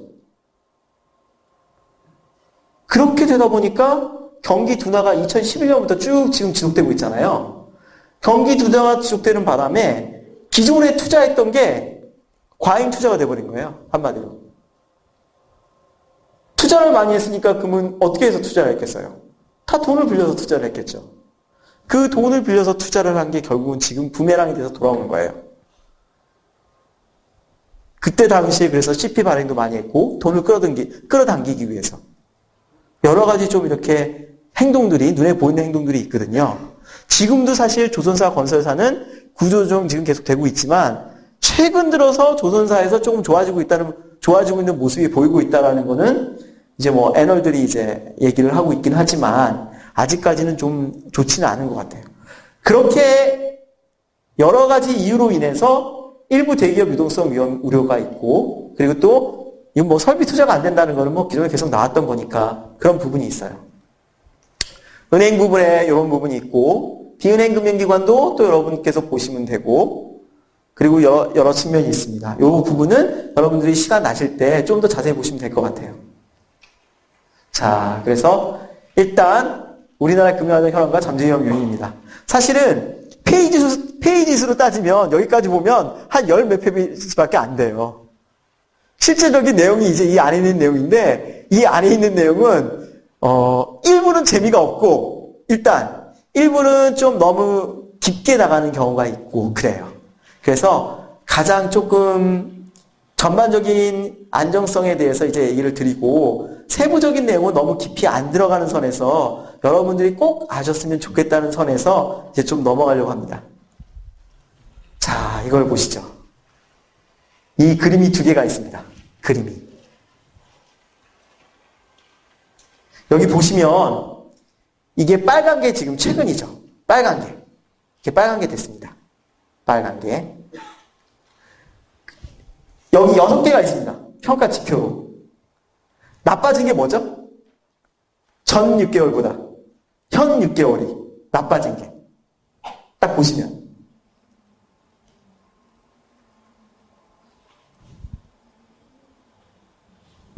딱 보시면 기업 부분이 다시 한번 말씀드리면 여기 노란 선은 에버리지예요. 에버리지고 이쪽으로 갈수록 사실은 나빠지는 거예요. 보시면 기업 부분이 좀 많이 나빠졌죠. 그죠? 한 단계 클릭이 이쪽으로 갔어요. 이쪽으로 가는 게 이쪽으로 화살표 방향으로 나가는 게 원에서 이렇게 나가는 게 안 좋아지는 건데 기업 부분이 좀 안 좋아지고. 그죠? 다른 부분은 어때요? 국내외 경제 좀 좋아졌고 안으로 들어갔으니까 여기 보시면은 은행 부분 조금 안 좋아졌죠. 그죠? 자, 이 그림을 보면 뭐가 안 좋아지고 있는 건지 알 수 있는 거예요. 어느 부분이 6개 파트로 나눠서 어느 부분이 안 좋아지고 있다는 걸 얘기를 해준 거예요. 저희들이 가계 기업에 대해서 얘기를 썼지만 저번이랑 전 6개월이랑 비교를 해봤을 때는 전체적인 위험은 비슷하다고 보는 거고 기업을 봤을 경우에는 전 6개월보다 현재가 조금 더 위험해 보인다. 근데 그 이유는 양극화, 대기업의 유동성 위험, 그 측면이 강하다라고 얘기를 해주는 거예요. 이 6개의 이 지표들은 어떻게 나왔을까요? 다 이게 이 각각의 요소에 대해서 지표들이 있거든요. 그 지표들을 계량화한 거예요. 그래서 숫자가 나온 겁니다. 조금 더 자세히 보자면 금융안정지수라는 게 있습니다. 이 금융안정지수를 만든 이유는 현재의 상황이 어떤 거를 하나의 지표로 보여주기 위해서요. 사실 이것만 믿을 수는 없지만 그리고 이게 사실은 단점이기도 한데 선행지표라기보다는 사실은 동행지표 내지 후행지표의 성격을 가지고 있어요. 이 얘기는 뭐냐면 아까 전에 첫 번째 말씀드렸듯이 앞을 내다볼 수 있어야지 되게 좋다고 말씀드렸죠. 그죠? 앞을 내다볼 수 있어야지. 근데 이 지표는 기존에 있는 지수라고 하면 쉽게 얘기해서 이거예요. 가계는 가계소득분의 가계부채. 외환 건전성은 예를 들어서 외환 보유액분의 단기 부채. 이런 식으로 각 항목별로 여러 가지 지표들을 만든 다음에 그 지표들을 계량화한 거예요. 보시면 외환 위기를 100으로 했습니다. 외환 위기를 100으로 놨을 때 그 숫자를 이 기간 동안의 숫자가 어떻게 변하는가를 보는 거죠. 그래서 봤더니 현재의 단계는 주의, 위기, 여기가 정상 단계예요. 정상 단계와 주의 단계를 오르락 내리락 하고 있는 단계다. 이런 표현을 해요. 근데 여러분 아시다시피 외환 위기하고 글로벌 금융 위기랑 비교를 해봤을 때는 굉장히 낮은 숫자죠. 그죠? 그죠? 그리고 추이를 비교해봐도 약간은 좀 내려가고 있는 추세예요. 요때는 뭘까요? 요때는 왜 이렇게 높아졌을까요? 조금? 왜 이렇게 높은 건 아니지만. 유럽 재정위기 때문에 그런 거예요. 유럽 재정위기가 우리나라에 영향을 미쳤거든요. 그래서 우리나라의 자금이 외부로 많이 유출되고 여러 가지 지표들이 좀 안 좋아진 면이 보였어요. 그래서 올라갔어요. 이렇게. 그래서 전반적으로 평가를 하자면 현재 단계는 금융 시스템이 위기 주의 단계, 정상 단계 사이에 있고 전체적으로는 안정적이다라고 이제 얘기를 해줘요. 저희 금융 안정 보고서를 처음에 보면 그렇게 되어 있습니다. 자, 그리고 여기 한번 보시죠. 여러분, 아까 전에 어떤 분이 이제 가계부채 말씀을 해주셨죠? 우리나라 사실은 가장 오래된 문제이면서 2003년부터 쭉 이제 사실은 신용카드부터 문제가 되었던 리스크 요인이에요. 잠깐만 개략적으로 설명을 해버리면, 여러분, 가계부채가 현재 사실은 여러 언론이라든지 내부에서는 이렇게 문제가 되고 있다는 표현을 많이 하죠. 그죠? 근데 왜 문제가 됐을까요? 여러 가지 또 뭐 히스토리가 있지만 간단하게 얘기를 하면 그 외환위기 이전에는 사실은 우리나라 은행이나 이런 쪽에서 보면 가계대출이 많지 않았어요. 거의. 근데 외환위기를 거치면서 내수를 진작하고 2003년도 신용카드 사태도 발생하고 그래서 대출이 많이 생기고 그 이후에 2003년, 4년, 5년, 6년 특히 2004년, 5년, 6년 혹시 여러분 그때 당시에 주택가격이 얼마나 뛰었는지 아세요? 자, 뭐 이건 농담이지만 제가 그 당시에 그 행당역 근처에 살았습니다. 행당역에서 내려서 덕산 아파트 제가 사는 데까지 가면 거기에 옆에 이제 부동산 중개소가 쫙 있어요. 부동산 중개소가. 제가 3월에 부동산 중개소를 쭉 지나가면 그때 그 당시에는 가격을 붙여놨거든요. 근데 딱 보니까 30억, 그러니까 30억이 아니라 30평 딱 나와 있는데 뭐 2억 9천, 3억 2천 이랬어요. 근데 진짜 3월에 본 게 9월에 딱 봤어요. 5억 2천, 5억 5천 이래요. 가격이 진짜 6개월 만에 거의 2배로 뛰어요. 그 당시에 대출도 굉장히 많이 늘어났어요. 여러분이 그러니까 그때 계속 집을 샀으면 부자가 될 수 있었었는데 여하간 하여튼 그 당시에 그렇게 주택가격이 많이 올랐어요. 사실은 그게 계속 이어져서 지금도 부담을 주고 있어요. 예컨대 이런 거죠. 2005년도에 제가 나이가 한 50 정도 됐어요. 그 당시에 주택가격이 오를 거를 생각을 하고 한 50평짜리 주택을 제가 구입을 했어요. 그때 당시에 제가 50살이면은 돈이 좀 있었을 때였으니까 조금 비싼 집을 사고 요게 좀 더 가격이 올라가겠지 생각하면서 집을 샀어요. 그런데 2008년, 2009년 지나고 갑자기 가격이 떨어지는 거예요. 2010년부터는 계속 내리막길이에요. 그때 당시에 예를 들어서 뭐 비싼 돈을 주고 샀는데 가격이 확 떨어져 버리는 거예요.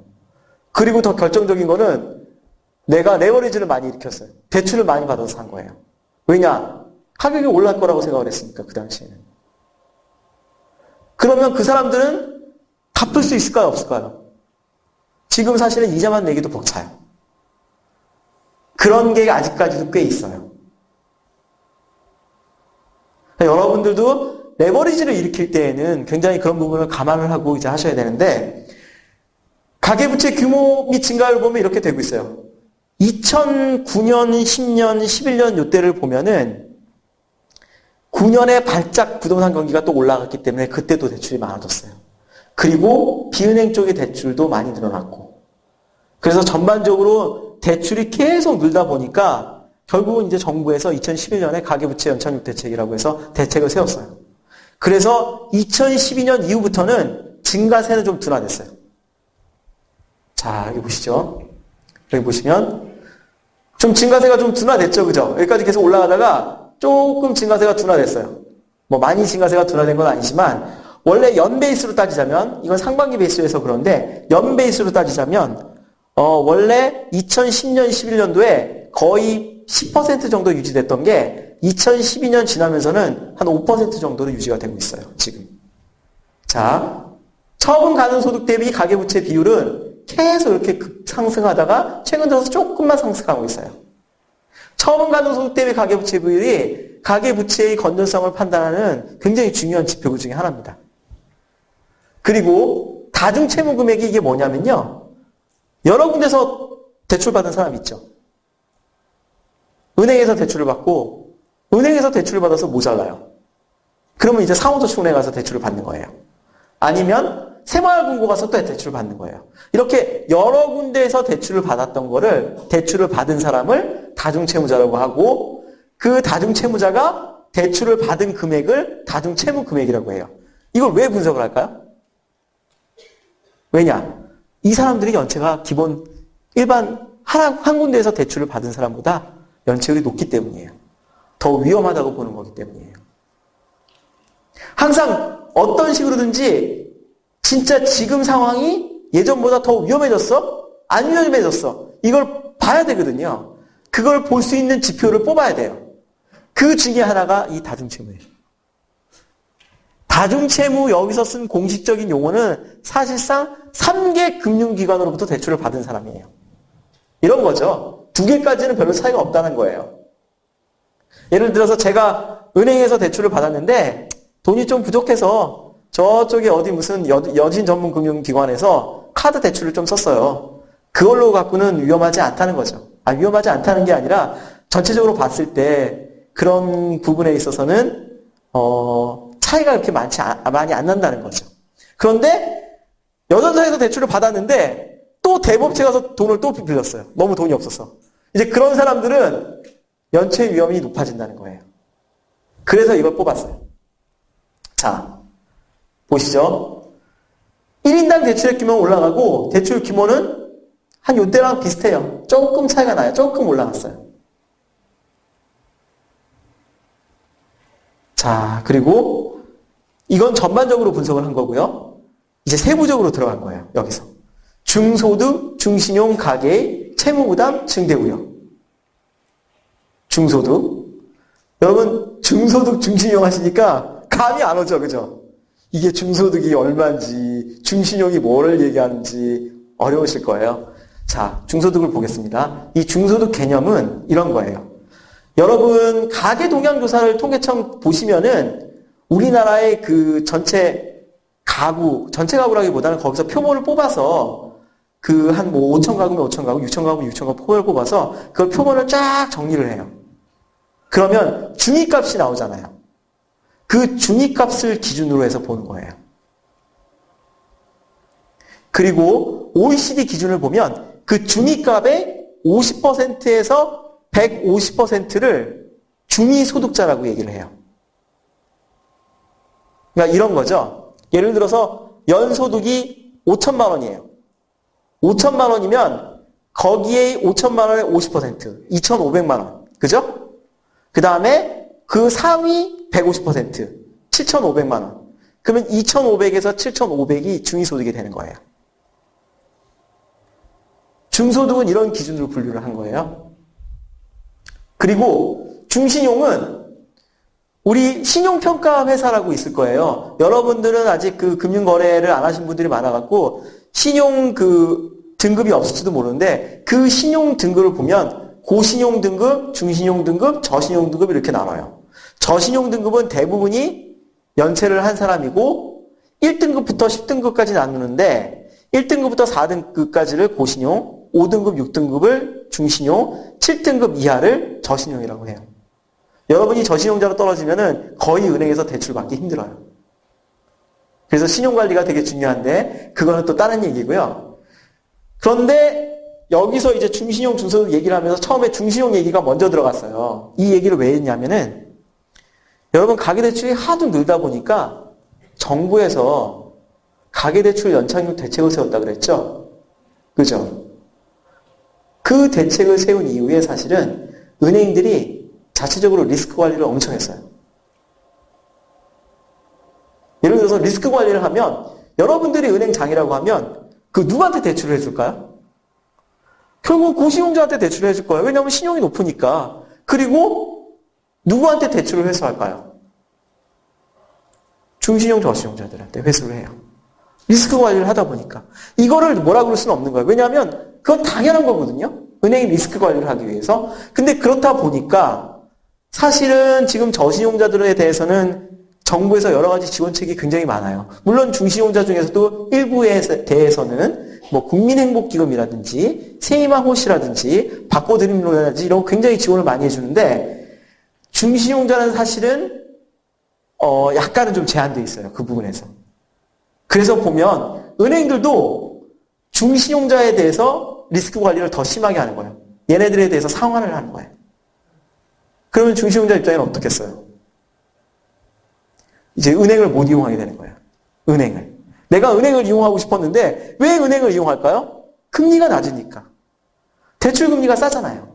그래서 그걸 이용하고 싶은데 그걸 이용을 못 하는 거예요. 그리고 쫓겨나요. 거기서. 은행에서. 그럼 어디로 가야 될까요? 금리가 높지만 대출을 해주는 데로 가는 거예요. 자, 옆에 이제 대부업체를 이제 봤어요. 중시용자가 이제 그 주황색이에요. 상호금융이 은행과 비슷하게 여기는 업권이 굉장히 금리가 낮게 주는 데예요. 여기에 새마을금고, 신협 이런 게 들어가 있거든요. 중시용자 비중이 줄어들어요. 근데 대부업체를 보니까 중시용자 비중이 계속 늘어나고 있어요. 대부업체의 대출금리가 평균 한 얼마 정도 될까요? 평균 대출금리가.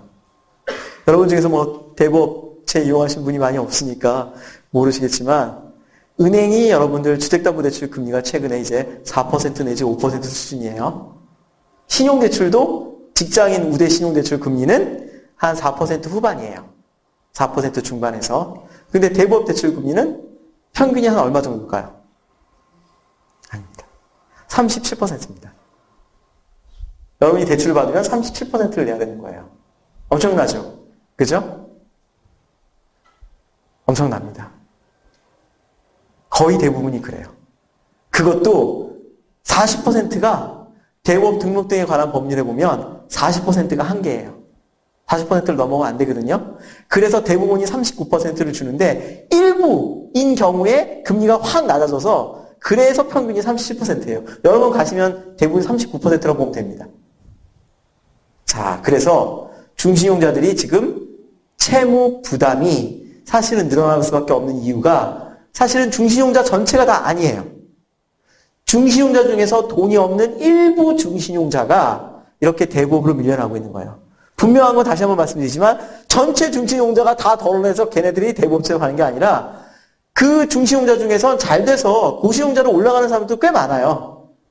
분명히. 근데 그 중신용자 중에서 일부가 밑으로 떨어지는 거예요.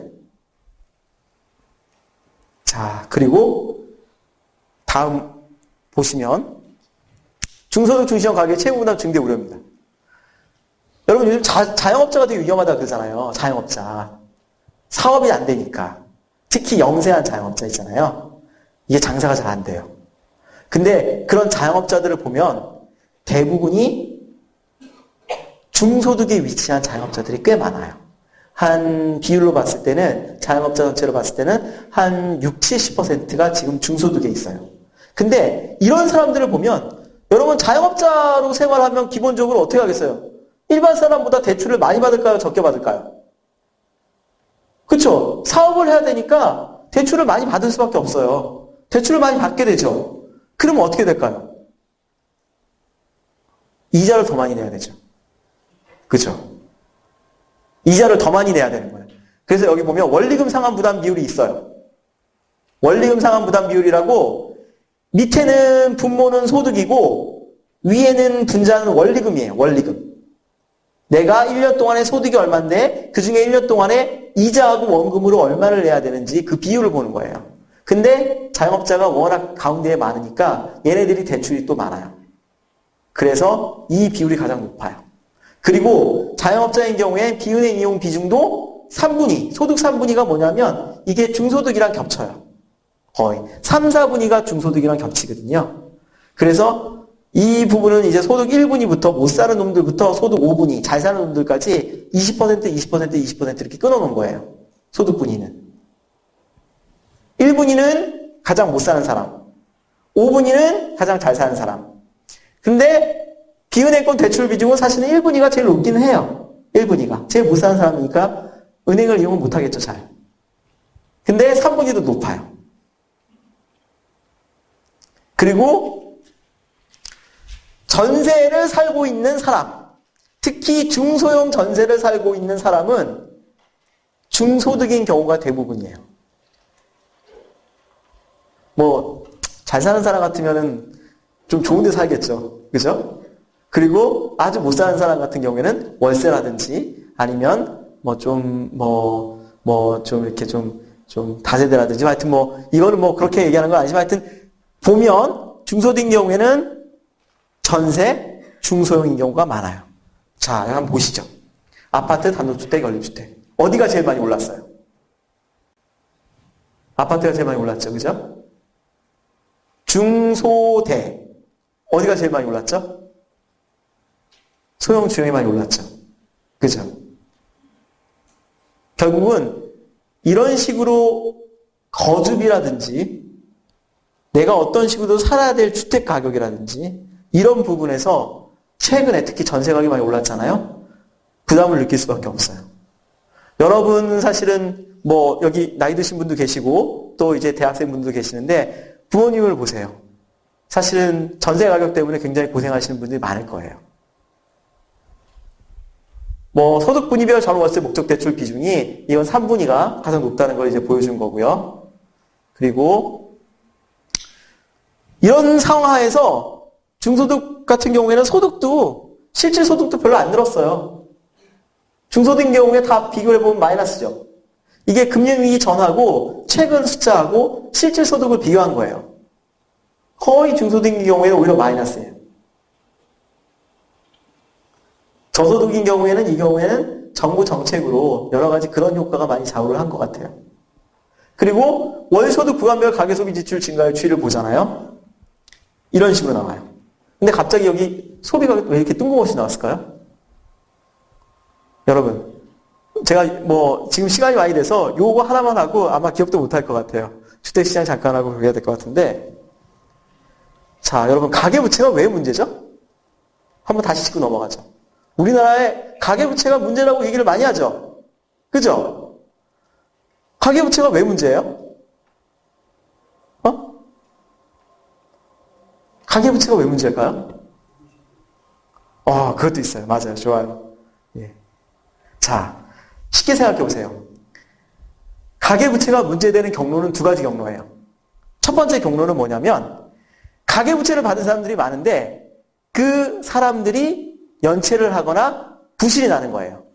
그러면 그 채권을 갖고 있는 금융기관, 은행이 사실은 부실이 나는 거예요. 그런 연계고리가 있어요. 이거는 미시적으로 본 거예요. 약간 좀 거시적으로 한번 봐볼게요. 가계부채가 늘어나요. 그러면 가계부채가 늘어나면 사실은 소비가 늘어날까요? 줄어들까요? 처음에. 기본적으로 가계부채가 늘어나면 가계부채는 그 가계부채를 받아서 소비를 하려고 사실 쓰는 거예요. 가계부채가 처음에는 어느 정도 수준까지는 가계부채가 늘어나면 소비가 증가해요. 그런데 문제는 뭐냐면 가계부채라는 게 어떤 임계점이 있어서 그 수준을 넘어가게 되면 결국은 가계부채를 받으면 원리금 상환을 해야 되잖아요. 그죠? 이자를 내야 되잖아요. 소비를 못하고 거기에 들어가는 거예요, 돈이. 그래서 가계부채가 처음에 증가했을 때는 소비가 증가하지만 일정 시점을 지나가면, 임계점을 지나가면 오히려 소비를 줄어들게 해요. 자, 보시죠. 스페인 같은 경우에 사실은 금융기관이 망했어요. 금융기관이 망했는데 2009년도, 2010년에 많이 망했어요. 왜 그러냐면은 거기는 가계대출에 부실이 많아서 그래요. 그런데 잘 보세요. 미국 같은 경우에는 물론 가계 부실이 많은 것도 있지만 결국은 글로벌 금융위기가 온 다음에 중산층의 문제를 굉장히 많이 얘기해 줬어요. 그 중산층 얘기를 왜 해줬냐면은 결국은 그 문제로 인해서 가계부채, 미국 가계부채 문제로 인해서 소비가 줄어들기 때문에 문제가 제기된 거예요. 그 두 가지 경로를 해서 문제가 되기 때문에 가계부채가 결국 문제가 되고, 우리나라도 그러면 그런 문제가 있을 것이냐 봤더니 이 전후금융안정보고서나 전전호를 보시면 더 자세히 그 부분을 알 수 있는데 결국은 이런 중소계층의 소비가 최근에 굉장히 안 좋아지는 모습이 보이는 것 같더라. 이게 전체적으로 번지면 안 될 것 같더라. 사실은 그 부분을 강조해 준 거예요. 이 부분. 그래서 이 중소득의 채무부담 문제가 중요하고 채무부담 증가가 중요한데 이 부분이 소비로 연결돼서 소비가 안 되면 거시 경제 전반에 문제가 생길 수도 있다. 왜냐? 여러분 아시죠? 경제 성장은 뭐예요? 제일 중요한 게 소비, 투자예요. 소비하고 투자. 두 개가 많이 돼야 되잖아요? 근데 소비가 줄어들면 성장률이 떨어질 수도 있잖아요. 중요하다는 거예요, 그래서. 소비를 보자는 측면에서, 사실 소비가 안 좋아지고 있는 걸 보자는 측면에서 채무부담 증가를 얘기를 해준 거예요. 근데 사실 신문에서는 이런 부분도 얘기를 했지만, 갑자기 중산층 붕괴라고 이제 곧바로 튀어나오는 거예요. 아, 중산층 붕괴다. 이거 어떻게 하냐. 사실은 문제점이 그래서 뭐고, 그 문제점이 뭐에 대해서 기반을 한지를 여러분들이 좀 자세히 좀 알아주시면 좋겠어요. 자, 사실은 제가 이 주택시장에 대해서 얘기를 하고 싶지만, 더 자세히 하겠지만, 주택시장은 딱 하나만 얘기를 하고, 제가 되도록이면 50분 전에 끝내드릴게요. 너무 죄송합니다. 이렇게 늦게 해서. 주택시장 중에서 제일 큰 문제가 뭘까요? 최근에. 거의 신문에 다 도배를 했는데, 전세예요, 전세. 자, 그러면 또 한 가지 질문이 있는데, 사실 이 부분은 저도 조금 알고 싶은 부분인데, 전세 가격이 왜 올라갈까요? 예? 주택 가격이 떨어져서? 예. 그렇죠. 그것도 있고, 그렇죠. 여러 가지 일이 있어요. 사실은 솔직히 말해서 저도 그 부분에 대해서는 사실은 정답을 내릴 수는 없어요. 그런데 가장 중요한 팩트는 여러 가지가 있지만 좀 전에 말씀하셨듯이 사실은 최근에는 대기 수요가 좀 많아요. 주택 가격이 올라가질 않으니까 주택 매수 심리가 떨어져서 사실은 주택 매수를 안 하고 그 사람들이 전세로 지금 가는 거예요. 사실 그런 측면이 굉장히 커요. 그래서 저희들이 분석한 게 굉장히 여러 가지가 있어요. 좀 전에 제가 잠깐 얘기를 드렸듯이 수도권 6억 원 이상, 이거 수도권 고가주택 구입한 거죠. 그죠? 이런 사람들은 기본적으로 레버리지가 비율이 굉장히 높아요. 소득이 예를 들어서 3천만 원이에요. 소득이 5천만 원이에요. 한 300% 된다는 거는 1억 5천까지 레버리지를 받았다는 거예요. 그런 사람들이면 더 위험하겠죠. 그죠? 고가주택일수록 그렇게 레버리지를 일으킨 사람이 많다는 얘기예요. 이거는. 특히 과거에 2005년도, 2007년도에 그때 집을 구입한 사람들이 이렇게 조금 레버리지 비율이 높기 때문에 위험할 수 있어요. 이자 부담률도 사실은 이렇게 소득이 감소하면 당연히 높아지겠죠. 이 부분은. 당연히 그냥 시뮬레이션 한번 해본 거고요. 딱 보시면 알겠죠? 전세가격, 매매가격이 99년도부터 01년도까지 보면 전세 가격이 높아지면 그 전세 가격이 매매 가격을 올렸어요. 전세 가격이 2천만 원 올라가면 그게 매매 가격이 그냥 반영이 돼서 매매 가격이 올라간 거예요. 상관계수가 플러스라는 관계는 정해관계에 있다는 거예요. 정해관계. 이거 올라가면 이거 올라간다. 근데 2010년부터 이때까지를 봐요. 전세 가격은 올라가는데 매매 가격이 떨어져요. 역의 관계예요. 인버스 관계예요. 왜냐? 매매 가격이 떨어지면서 지금 사실은 뭐냐면 매매 수요가 없어요. 최근에 8.28 대책, 정부의 대책이 나온 이후에 그 부분이 약간 좀 변했다고 하는데 아직까지는 좀 지켜봐야 돼요. 그 부분은. 당연히 전세자금 대출인 경우에, 비은행인 경우에 금리가 높으니까 레버리지 비율이 더 높을 수밖에 없고 여기서 얘기하는 상업용 부동산 월세가격 상승률은 조금 다른 얘기예요. 최근에 상업용 부동산 가격이 사실은 많이 하락했어요. 주택가격보다. 그래서 자영업자 같은 경우에는 사실은 부동산 임대업 자영업자 같은 경우에는 이런 부동산을 사는 사람이고 그리고 그 도소매업이나 아니면은 치킨집 있잖아요. 음식 숙박업. 이런 분들은 거기에 이제 월세라든지 전세를 살고 사실은 장사를 하시는 분들이죠. 두 쪽도 다 어려워요. 왜냐? 경기가 처음에 안 좋은 거, 그리고 또 한 가지는 뭐냐면 수익률이 별로 나빠요. 그래서 돈을 벌 수가 없는 거예요. 여기 관련된 내용이고요. 전반적으로 가계가 그래서 지금 분명히 안 좋은 면이 있어요. 그 안 좋은 면을 지적한 게 뭐냐면 첫 번째로는 중신용 중소득자들이 채무부담이 증가해서 소비가 감소하는 거, 그리고 또 한 가지는 현재 주택시장의 불균형. 좀 전에 얘기했죠? 전세, 매매, 불균형. 아까 전에 얘기했듯이 상가형 임대, 이런 그 자영업자들. 그런 부분에 분명히 불균형이 있어요.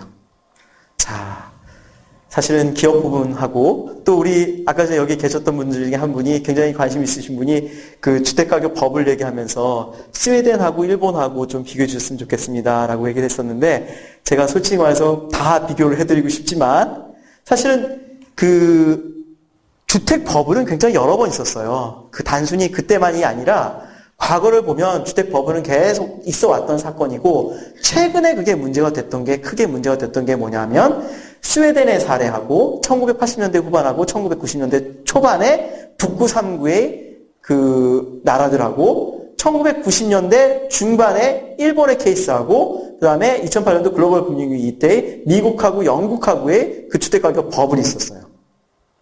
각각 성격도 틀리고 대응 방법도 틀리기 때문에 일률적으로 설명을 할 수가 없고 그것만 설명을 해도 한 2-3시간 할 수 있을 거예요.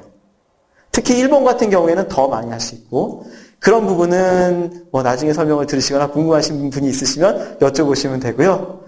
오늘 고생 많이 하셨습니다. 감사합니다.